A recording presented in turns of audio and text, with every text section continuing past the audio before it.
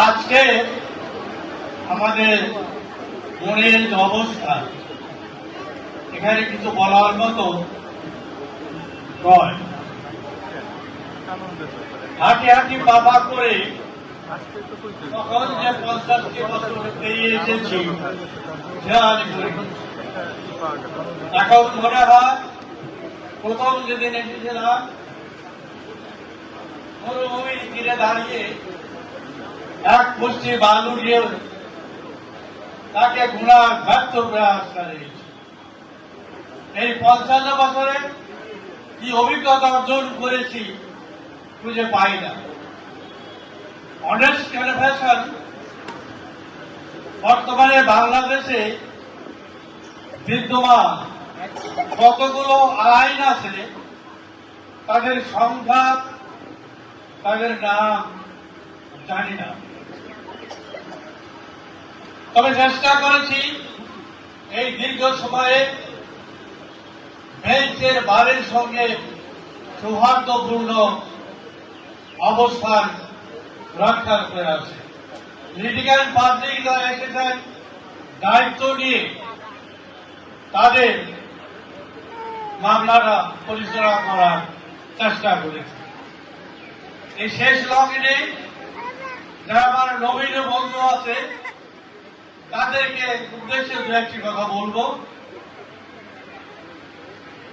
আমাদের মতো আল্লাহর কাছে প্রার্থনা করি আরো দীর্ঘ জীবন আপনার এই আইন অঙ্গনে অনুসরণ করুন। এদের সময়ে আপনাদের 3টি জিনিস মনে রাখতে হবে। প্রথম, বেঞ্চের বারের সঙ্গে সৌহার্দ্যপূর্ণ সম্পর্ক বজায় রাখা। দ্বিতীয়ত, আপনি যে মামলাটি পরিচালনা করবেন সেই মামলা সংশ্লিষ্ট সকল আইন সম্পর্কে একটা সম্যক ধারণা পোষণ করা। তৃতীয়ত, আপনার লিটিগ্যান্ট পাবলিক প্রতি যে দায়িত্ববোধ আছে সেই দায়িত্ববোধকে সুচারুরূপে পালন করা।